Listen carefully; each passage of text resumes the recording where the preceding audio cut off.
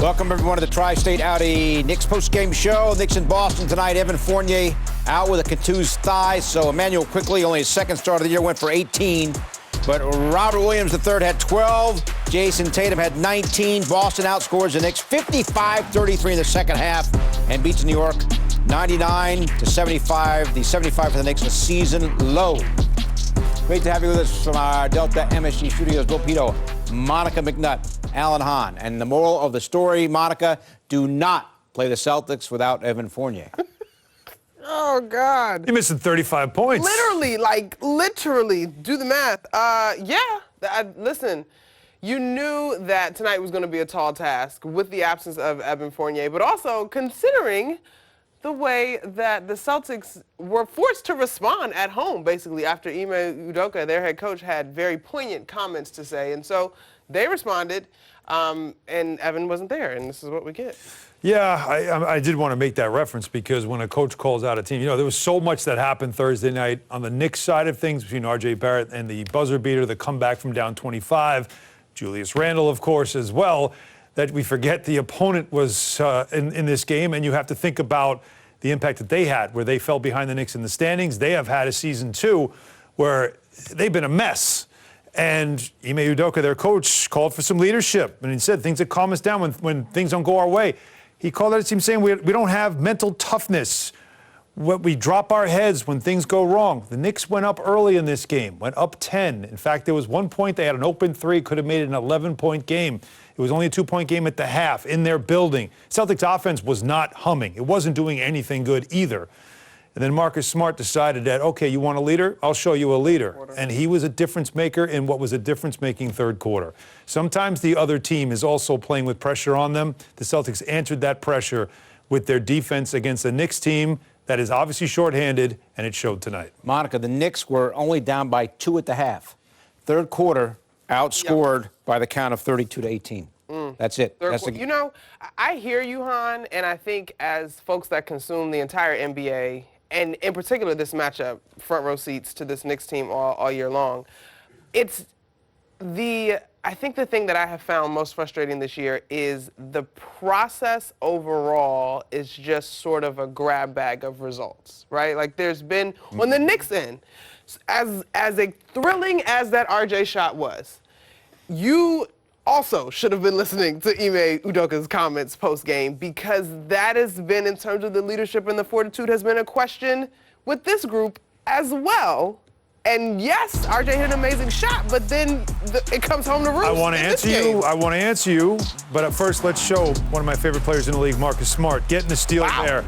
Jayson Tatum, they were 5 for 9 from 3 in that third quarter after they were abysmal from 3 in the first half. And the Knicks were hot early, but couldn't knock it down. Emmanuel quickly with his first start. He had a terrific game.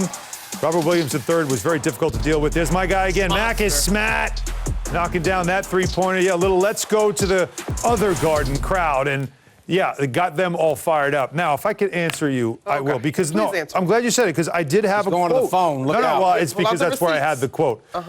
It's something that you were saying about the Knicks that is exactly something that a Knick player said. Okay. Is that the grab bag. You really don't know each night what's going to happen.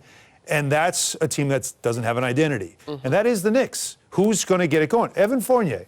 I feel like we don't have a thing where we know how we're going to play every night. Then it's kind of the guy who gets going early is going to get a lot of attention, which is good, but sometimes it means you get less rhythm for other players. So there's good and there's bad in that. And that is probably the best way to describe the Knicks right now, is you don't really know what you're getting. And last season, you knew what you were getting. A hard-nosed defense and Julius Randle bringing it every night. The defense wasn't a problem tonight. No, defense. And lately the defense hasn't been the problem. Defense has been a lot better because Tom Thibodeau has gotten them back to where they need to be, and they're still missing some pieces. But their offense has been a major struggle this year, and a big part of it is because the guy that was all-NBA and the most improved player in the league is not the same player he was last year. It starts there. It does. It starts there. And another night where he just isn't the same player offensively. I think they really missed Derrick Rose. It's 6 turnovers. Absolutely. No-brainer. I know I've said this before. Last year, Super Bowl Sunday, they get Derrick Rose. They go 24-11 the rest of the way. Yep, when he was in the lineup. And two things though, and one in particular that had carried over from last year's group, at least in the early part of the season, was the depth. Right now, the depth has been and that's to no one's fault. Obviously, just the injuries. You go quickly up, right? Bench scoring. Burks has to come off. The Knicks normally, for most of this season, they're one of the best, one of the top 5 scoring benches in the league. Mm-hmm. Since the COVID protocols and also injuries, the bench now has been decimated. You don't have that same depth that you had. Like tonight is a great example. They were outscored 33-6 off the bench. Now you got to remember. Josh Richardson had a big game. Quickly in the starting lineup. Very depleted. Yeah. Quickly starting a lineup. You don't have the same bench. But you're asking Quentin Grimes, Obi Toppin, you're asking them, all right, now you've got to get your opportunities to come into the game and give us some offense, and that's not happening. And so full circle to the grab bag of results from a process and an identity that's missing, asking those guys to step in and there's not an established way in which we play is that much more challenging for younger players, role players, bench guys. There was a point in this season where we questioned whether the depth was kind of hiding or compensating for maybe not a strong enough 5. Yep. And so here you are, and the process to me, yes, defensively this team has picked up the intensity a little bit, but then you also kind of look at the teams against whom they've picked it up, and then you look at the schedule moving forward, and it doesn't get any easier. No, and they still have to figure a lot of things out, but the first thing they have to do is get healthy and see how soon they can get Kemba Walker back, and then Derrick Rose, who's already in rehab now. Okay, and Kemba Walker comes back, and which version of Kemba Walker? Well, again, that's all you got until we get closer to the trade deadline and that conversation begins. That went well tonight, quickly in the starting lineup, 9 points in the first quarter, and it looked like with Alec Burks not having to run the point to start the game, that the offense, at least early, looked better. But then the second quarter, with no Quickly, they weren't as good, that second unit. So let's take a look at Quickly here as he got his second start of the season. I think Emmanuel Quickly has tremendous upside. He has a nose for the right plays to make. He's not afraid of the moments. Early in the ball game, yes, he had it going. One of my favorite plays, gets out in transition, thought he had a layup, finds RJ Barrett for a corner 3. That's great. But this was the first quarter. And in the third quarter, I'm not blaming Quick in particular, but quite honestly, nobody in a Knicks jersey responded. And so, yes, there's positives to take away from this in terms of Emmanuel running the point guard spot and taking some of the pressure off of Alec Burks.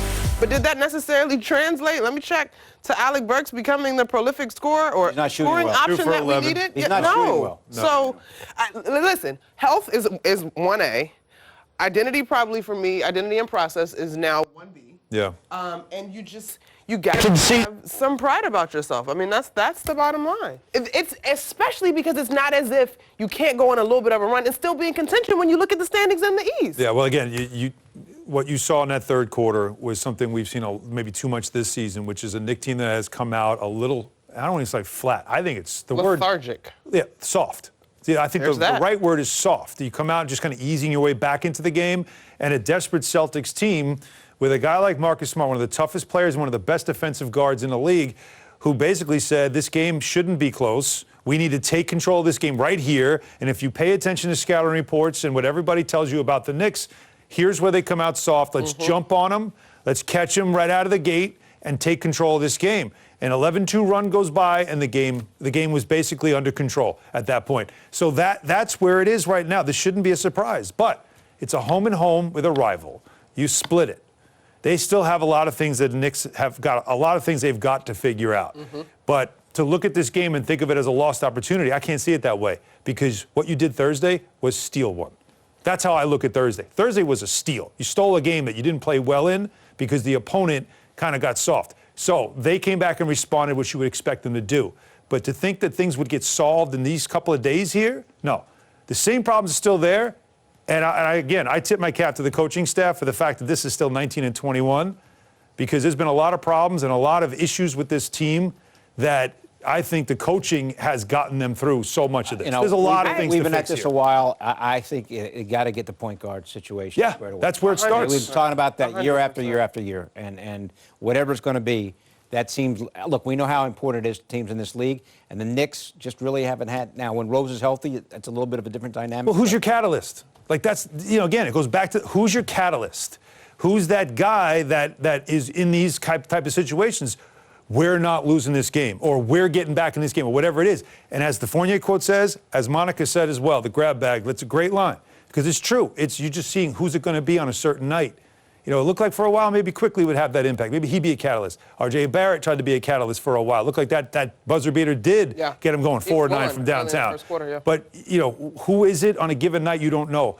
It needs to be your most important player every night. That hasn't been this season. That is something, though, that cannot be created, you know? Like, if a guy is not about that life, if a guy does not have that innately and is walking the walk, talking the talk in terms of demonstrating that commitment personally, and I am not privy to folks' workout habits or off-the-court practices, but that can't just be 6 cooked for 15 up. from the free throw line. Right, but that urgency can't just be cooked up because my team needs it. Like, if that's not in you and how you operate. It was there last year. It was definitely there last year. Okay, so y'all, let's go all the way here. Last year you couldn't do nothing but go to the gym. Right. Like you went to a gym that was empty. You had to rely on your teammates to create the energy in order to compete.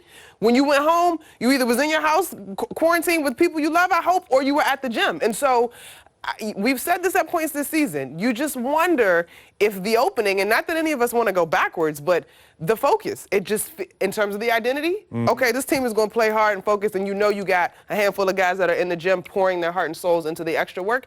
I have not heard that as much this year. Another factor, last year, a lot of guys playing for contracts. That part. Right? And they benefited from playing really well last year.